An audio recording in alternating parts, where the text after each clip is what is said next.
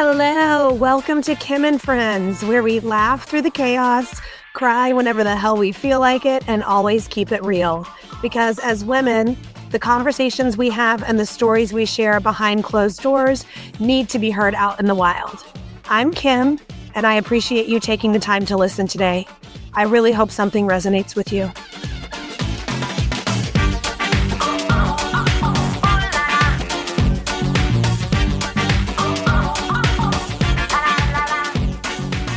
Hi, welcome to the introductory episode of Kim and Friends.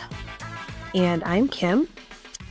I'll be your host and your guide through all of these episodes where I speak with many of the powerful, wonderful, inspiring, I think will probably be 99.9% women in my life that have shaped who I am, that support who I am, and that I hopefully do the same in return.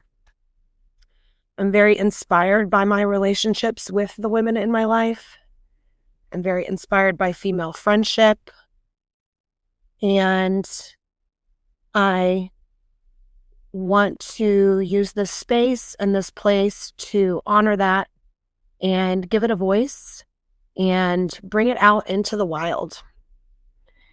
And my objective for today is just to let everyone know who I am and why you may or may not be interested in hearing what me and my friends have to say. So I'll just start from the beginning. I am a product of the early 80s. I was born July 16th, 1981. Which I think technically makes me an elder millennial or zennial. I will say I track very hard on the Gen X side of zennial. I'm the youngest of three girls. I have two sisters. One is 4.5 years older than me, and the other one is 8.5 years older than me, and they were a huge influence on who I am and who I became in those, formative years. So they are solid Gen Xers. So that's definitely where my headspace lives as far as like how I move through the world. Being born in the middle of July also makes me a Cancer, and anything you know or think you know about Cancers, that's me to a T. I relate to my sign very, very deeply. Highly empathetic, very sensitive. Some would say defensive. They would not be wrong. It's something I work on. But it's also something that I don't really hate about myself. Sometimes we should defend ourselves. I grew up in Texas. I was born in Irving, Texas, and I lived there for the first 19 years of my life. I am at my heart of hearts a Texan. I grew up in a pretty conservative Southern Baptist family. We were in the church every time the doors allowed it. Not a lot of secular influence. A lot of our family friends, a lot of the people we spent time with growing up were a part of our church, and it was a really large Southern Baptist church, sort of like the birthplace of the megachurch before there were megachurches. So really, really active in my youth group all through middle school and high school, and all the things that entails. And it had a lot of positive impact on my life. I feel like I've spent a lot of my adult life sorting out what of that I want to keep and what of that I wish to discard. It wasn't all good influence. I now think of myself as agnostic. I really, really, really appreciate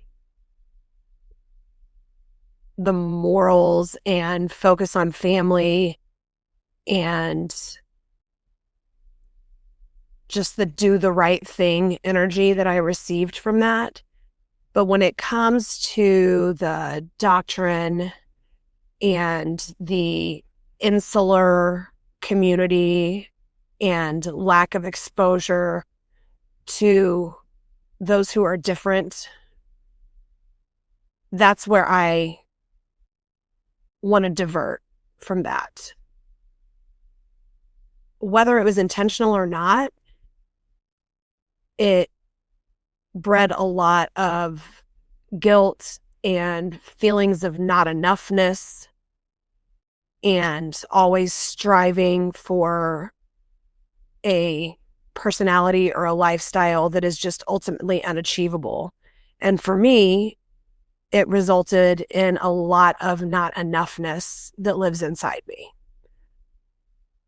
It also bred a lot of judgment of other people just because people choose a different life or have a different life or focus on different religious beliefs or lack thereof. I can't see them as wrong. And I feel like I was sort of raised to think that if you didn't believe or think like us, then you were wrong. And, you know, the Texas, bless their hearts, sort of love the sinner, not the sin mentality is something that I throw away. That is not the vibe. I went to school for theater. I was active in my theater department in high school and did school plays and really, really, really loved that. Always had a great love of musical theater. I think I got that from my dad. Because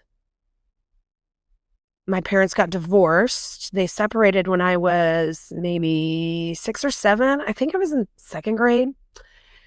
And then, or they separated and then divorced a few years later. And my dad moved away. We stayed in Texas, me, my mom, and my 2 sisters. And my dad moved to Kentucky to live close to his family when I was maybe 9. So a great portion of my upbringing, I was in a house full of women, me, my mom, my 2 sisters. And then as they grew up and moved out, a lot of years of just me and my mom. But my dad did, I will always remember him mailing me this big box of VHS videos, and it was musicals. It was My Fair Lady, The Sound of Music, Heidi. I'm sure there were more, but My Fair Lady was like, I probably went through like 4 or 5 VHS copies of that movie growing up. It is everything to me. And to this day, Audrey Hepburn is like the end all be all goal of like, she's just the most influential like celebrity and woman that I've ever come across. I even had a chihuahua named Audrey and I have her tattooed on my shoulder. And then when I had a daughter, I couldn't name her Audrey because I had already used it on my dog. Whoops. What else? So doing theater through high school, I did choir as well, and I loved to sing, but I wasn't the greatest singer. I still love to sing, but I'm not the greatest singer.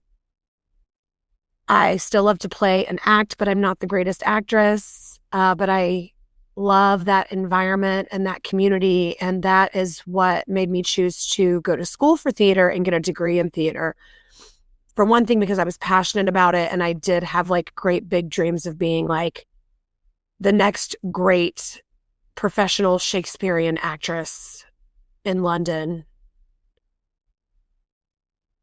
But I'm a big, like, lazy perfectionist. So I have big goals and dreams, but I a lot of times lack the motivation to put in the work that would get you to those goals and dreams. So I think now as a middle-aged woman, it just makes me a person who is in awe of those who can hyper focus and really put in the work.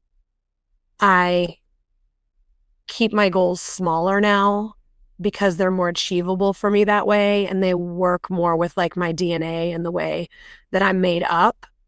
But I do sit in awe of those that can hyper focus and achieve greatness in whatever capacity that they choose to be great.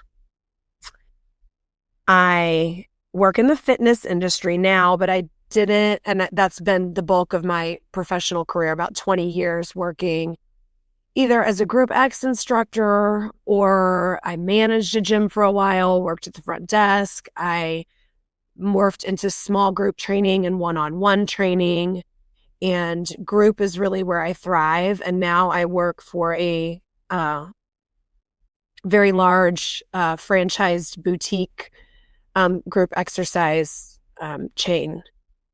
And yeah, I don't want to talk about that a whole lot because that's not really what I want this podcast to be about. I sort of want it to live outside of my professional world, but movement and exercise and fitness is definitely something that is close to my heart personally. So it's definitely something we'll discuss. I was a competitive bodybuilder for a few years as I morphed through my training and learned more about that and exercise and nutrition.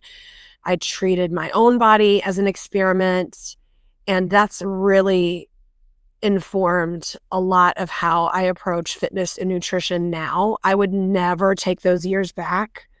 When I talk about those people that can be hyper-focused and fixated on a goal, this was maybe the one time in my life where I was able to be that high achieving. But now looking back on it, I feel like it had a negative effect on my relationship with my body, my relationship with food. And for the 3 to 5 years that I competed, it took me a solid 10 to undo the damage that it did to me. And I don't blame the sport. I don't blame the industry. It is just how I personally was affected by it. I know there's a lot of people that relate to that, and it's had a similar effect on a lot of people, but there's also a great number of competitors out there that do it well and do it healthily. It just was not the way it panned out for me. So that's a lot of the themes that you'll hear talked about in the podcast as well, just women and their relationships to their bodies, what happened to them growing up in the 80s or the 90s, or even during those decades when we were being so strongly influenced by media and still are, and how we sort of sort through that and shut down the noise and focus on what's real for us. I talked about being raised in a house of women. I think because I didn't have a strong male influence in my house in my early teens, it resulted in me seeking a lot of validation from boys and men. And I'm going to let my dog in.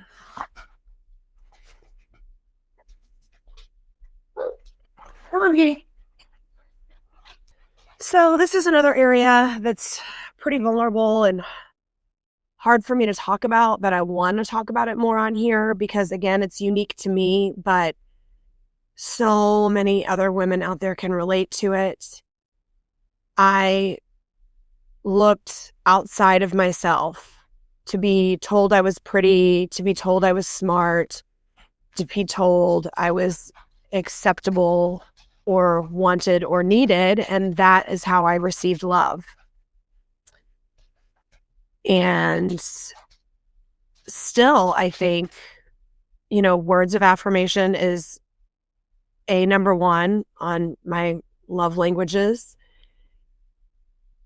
And I'm learning every day how to affirm myself and how to place my value within and not without.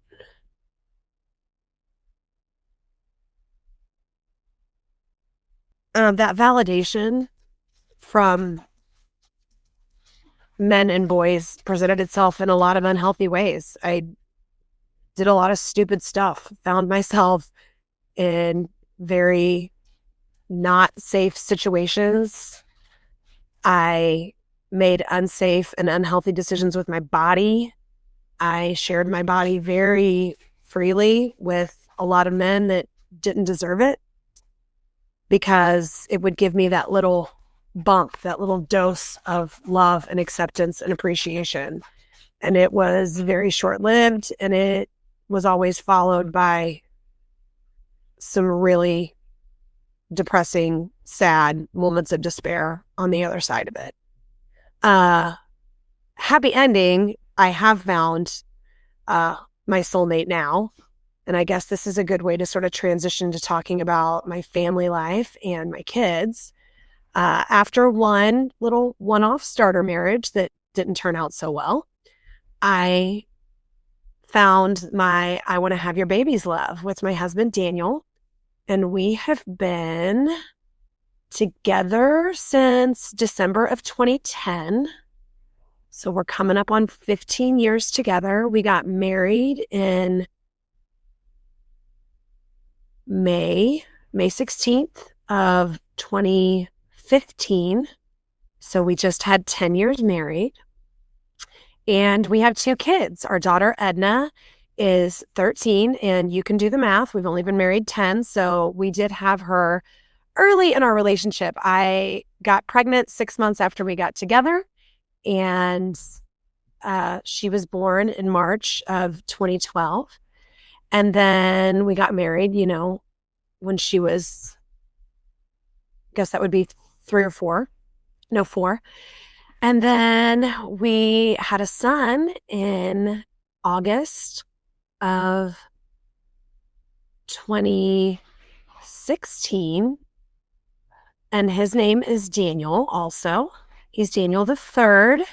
And we call him Goose. Everybody calls him Goose. My daughter nicknamed him Goose before he was even born. She was really into the R.L. Stine Goosebumps books. And she wanted his name on his birth certificate to be Goosebumps. And we had to do a lot of negotiating with her to make her understand that he was going to be Daniel the third, that was important, that be on his birth certificate, because he was going to be named after his papa and his dad. But she eventually came around and decided that would be okay. And we have called him Goose. We didn't know it was going to stick as long as it did, but it did. And now he is in 3rd grade, and he is called Goose at school. That's the name that is on everything at school. That's what everybody knows him as.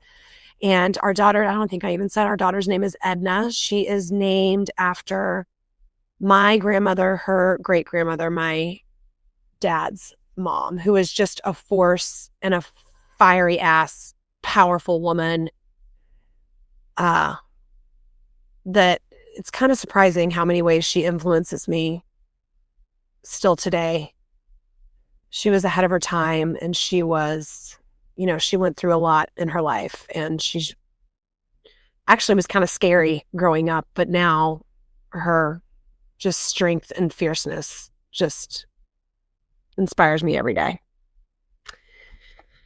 So that is me, familia.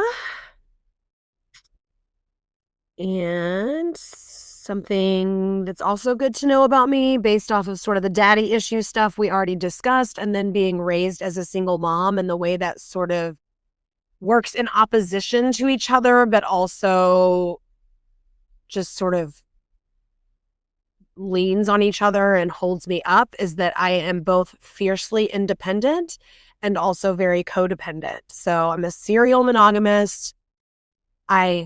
Out of my need to be loved and appreciated by men, from high school on, I've moved from one long-term relationship to the next. I had a brief stint in my early college years where I was single, and you guys, I need to be tethered.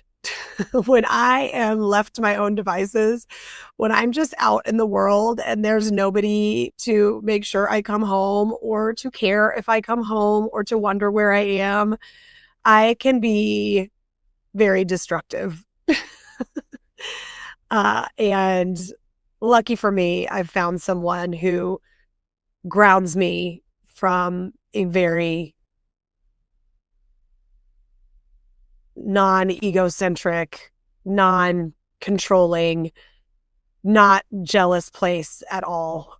But it's very good for me to have a safe space to land and a place to come home to. And Daniel and my kids really provide that for me. I spend the majority of my day trying to come home. All I want to do is come home. I can leave work and have 3 errands to run, and I will only run one, and I will drive home on an empty tank of gas and tell myself I will fill up tomorrow. I will do the next errand tomorrow because I just want to be home. And then once I get home, everything is about getting to bed. Getting through the motions of the day, getting through dinner, getting through homework, getting through the minutia of what's the plan for tomorrow, who's taking who where, what evening activities do we have to get through so that I can get to bed. And then more often than not, once I do finally lay down in bed next to my husband, I touch his arm and I'm like, babe, we made it. We did it. Other interesting things about me, just some fun little pet peeves or stupid stuff that gets under my skin. The first one would be rudeness. Full stop. I hate rudeness, and I hate when people project their bad shit onto other people that it has nothing to do with. And I won't say I'm not guilty of it, but I try every day to treat people with kindness and patience. My husband will tell you, I give people the benefit of the doubt to a fault. If somebody leaves their grocery cart in a parking spot, maybe they hurt their leg. Maybe it took everything in them just to get to the grocery store that day, and they didn't have that little bit of energy that it takes to push the cart into the spot that you're supposed to put it. If somebody cuts me off in traffic, we make mistakes. People are human. They don't hate me. They're not doing that to me or at me. Maybe they just didn't see me, or maybe they're just in a really big hurry and they feel really sorry. That's an easier choice for me than to jump to conclusions and move more from a place of anger or short-temperedness.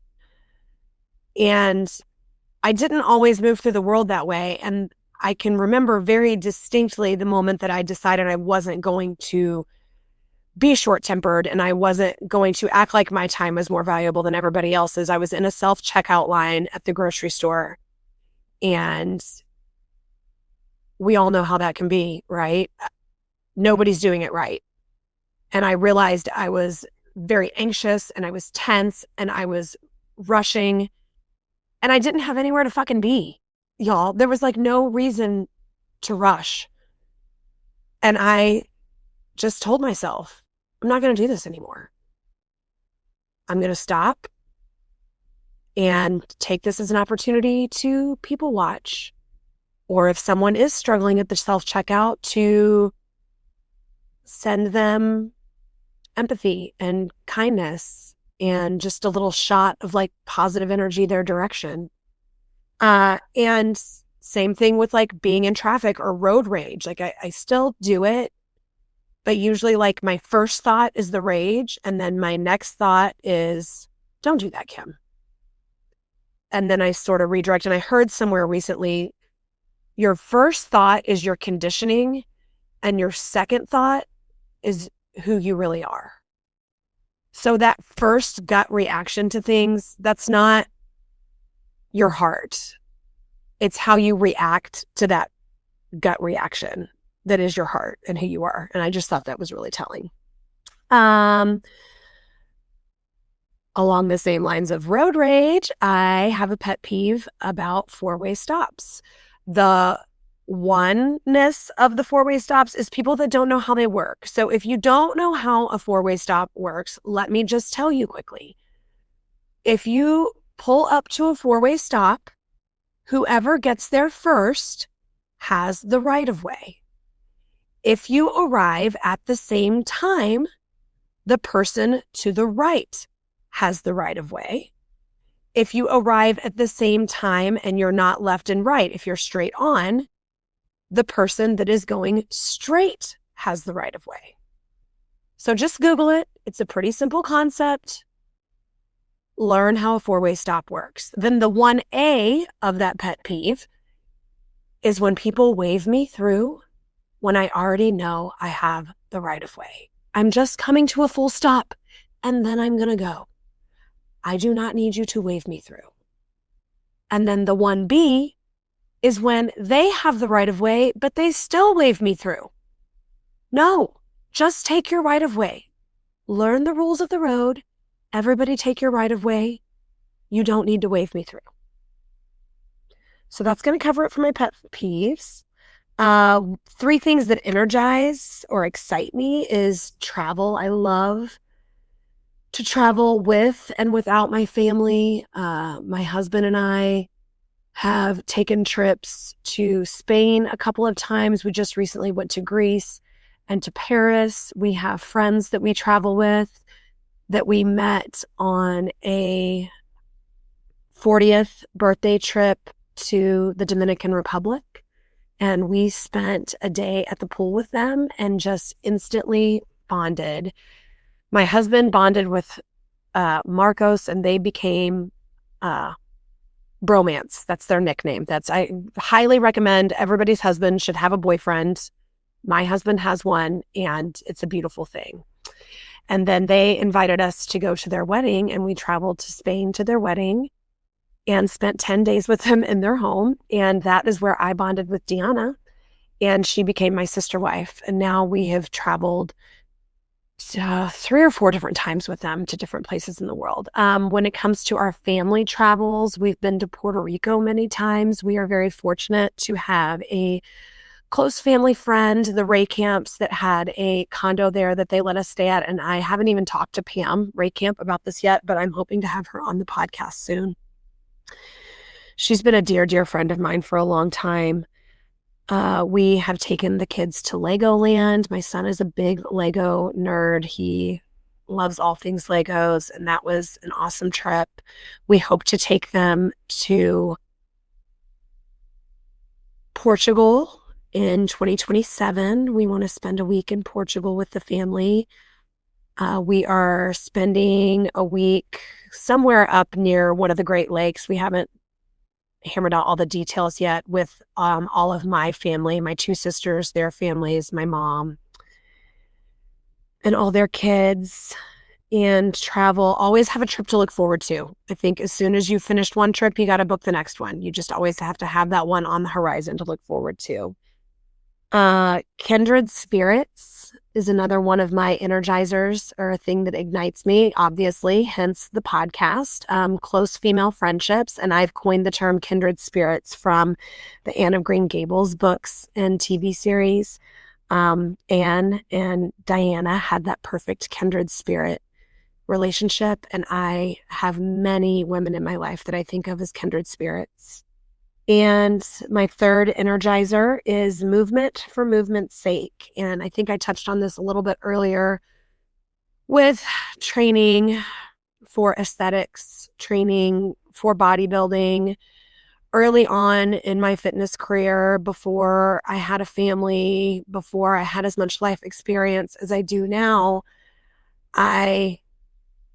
full apology to any of my clients then that I may have damaged or caused any harm. I subscribed to a lot of the toxic things in the fitness industry that I feel like are still alive and well today. Everybody has the same 24 hours. Bullshit. No, they don't. I think my email signature for the longest time was, if it's important to you, you'll find a way. If it's not, you'll find an excuse. I think that is a gross oversimplification of what people are going through when it comes to their wellness and their nutrition and their movement. I prescribed one-size-fits-all nutrition plans to people. I had no business doing that. I was almond momming my clients. I used to think eating fruit was bad. Right? Fucking weird. And I had people on highly restrictive diets and had myself on highly restrictive diets and exercised to the point of injury and did a lot of things as I was learning and coming up in the industry that I guess I wouldn't say I'm glad I did them, but they've informed who I am now. So I can't begrudge myself that time. But now I definitely feel like a square peg in a round hole in the fitness industry because I don't have any desire to change people's bodies. If they have a desire to change their bodies, I'm here to support those goals in any way I can.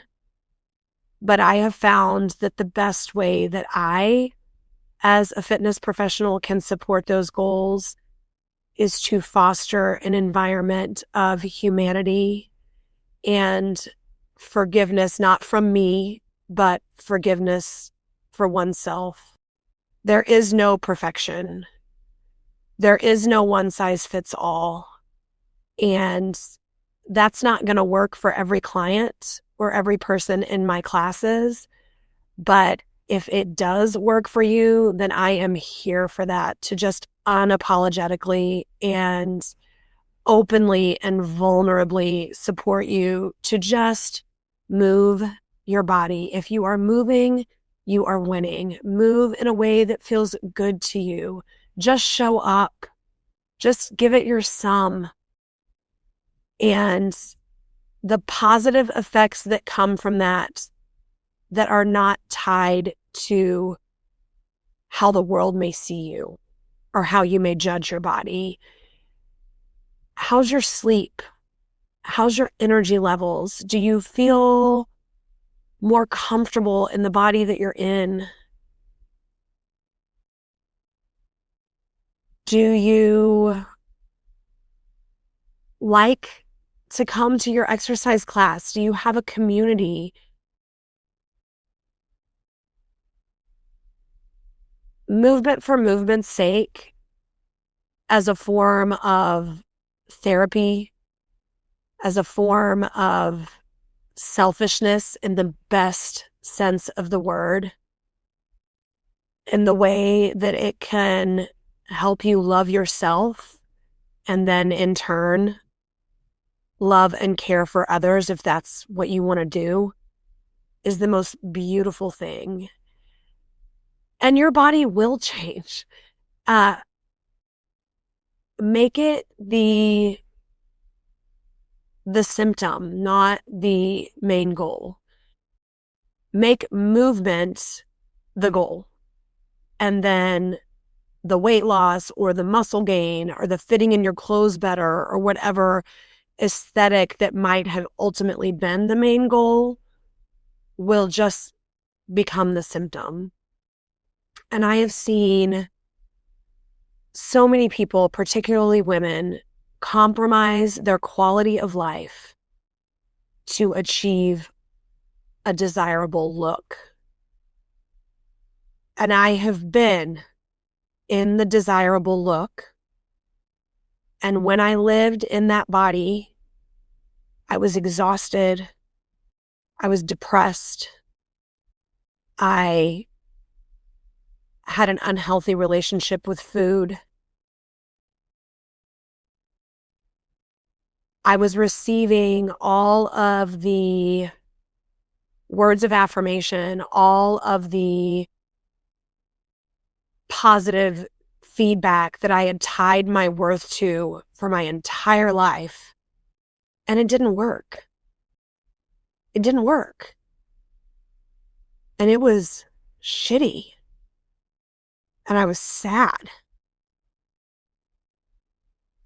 And I live in a bigger, softer body now. And I don't always love it, but I'm kind to it and I move it in ways that make me happy and joyful. And I get so much value out of sending that energy out into the world and hopefully helping other women. I mean, and men too. I don't have a large male audience. I know I'm not going to have a large male audience, but I know this stuff resonates with men too. To be able to share that with other people and see the light bulbs turn on for them when they realize that the body they want and the life they want to live rarely exist in the same universe. So you change your perspective and you focus on things that have more intrinsic value. And for some people, aesthetics holds intrinsic value for them. I don't want to discount those people, but this is probably not the podcast for you. And that's okay. I'm not for everybody. I got a few questions off of my Instagram post, so I guess I want to address those as well.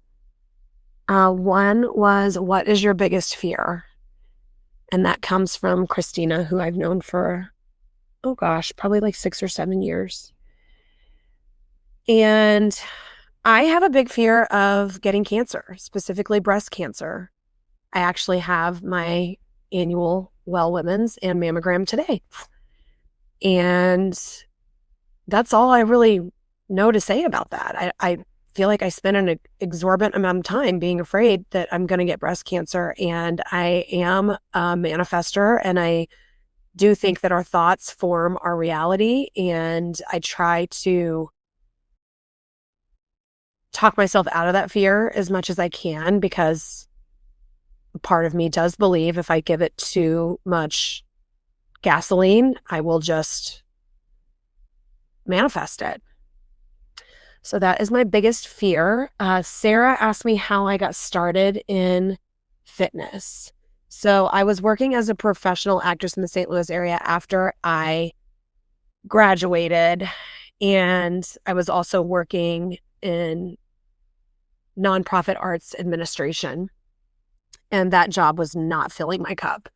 So I quit the arts admin job and devoted myself fully to auditioning and being in plays. And not a huge community. It's a beautiful community, and there is money to be made, but not a lot of money to be made. So I ended up getting a part-time job at a gym that was nearby me and my ex's apartment at the time. I started working out there. I needed somewhere to be throughout the day. So I got a job there, and that just morphed into like working part-time at the front desk.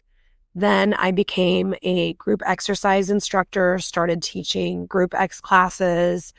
I became the assistant manager at that gym. I got my training certification. I started doing one-on-one training. I became the manager of that gym, and then I shifted over to the personal training manager, all in this one gym here in St. Louis, where I really just built my career as a fitness professional. And that was when I was doing my training and competitive bodybuilding as well. So it was really just born out of necessity to make money while I was trying to be an actress. And then once I had kids, I fell off the audition circuit and didn't do as much theater because it requires a lot of being away from home at night. And I didn't want to be away from my kids at night. And that's when I really leaned into my training and had this great group of women from like 2013 to 2018, I guess. I was doing small group training, anywhere from like 4 to 8 women at a time. And it was like the unicorn of my fitness career. Like, it was the most wonderful time, and where I really sort of formed and shaped my mantras about movement for movement's sake. And if you're moving, you're winning. And it's just kind of grown from there. She also asked what brings me joy. I feel like I discussed that a little bit with the travel and my strong relationships with the women in my life. And then I'm going to end on this last question, which came from my longtime friend, Mary, who we've been through a lot together, and I'm sure we'll hear from her on the pod someday too. We have a lot of great things to discuss, and I want to bring those conversations that me and her have out into the wild as well. But this one's a little vulnerable. What is one piece of advice you would give your 21-year-old self? And I think a lot of the things I already talked about today will make sense. And having a daughter, talking about giving myself this advice makes me a little emotional too. But just, I mean, it's a cliche. I wish I could think of a way to say it that doesn't sound cliche, because I feel kind of silly tearing up here over a cliche. Know your worth. Know your worth. And hold it dear. And don't give it away. Don't give it away in the form of changing yourself or your likes or your desires to fit someone else's perception of you. Don't give it away in the form of your body. And this is not me slut shaming anyone. Do what you want with your body, but for the right reasons.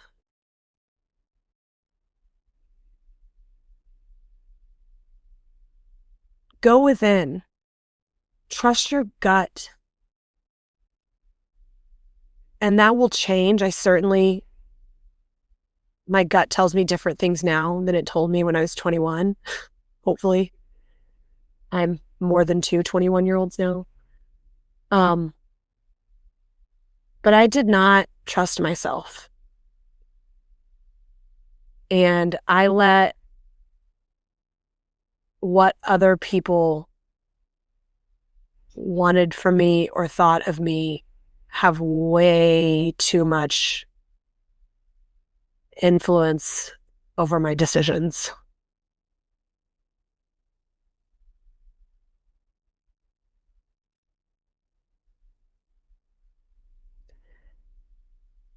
So there's a little stream of consciousness jaunt through who Kim is from 1981 to now.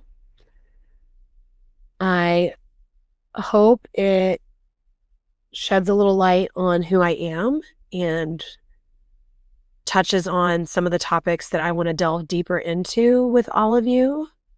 I really hope this isn't just like a serious, heavy podcast, but I'm fearing that might be the direction I'm heading in. But I want to find lightness and laughter in the heaviness. I am a serious person, but I also think I have sort of a unique, I don't know if it's unique or not, or any of us unique, I don't know, a decent sense of humor, and I can laugh at myself.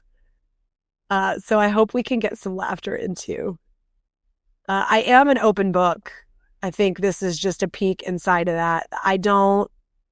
There's no such thing as TMI. Like, I want all the information. I want to go upstream. I want to know what happened to you. I want to know anything that you want to tell me about you.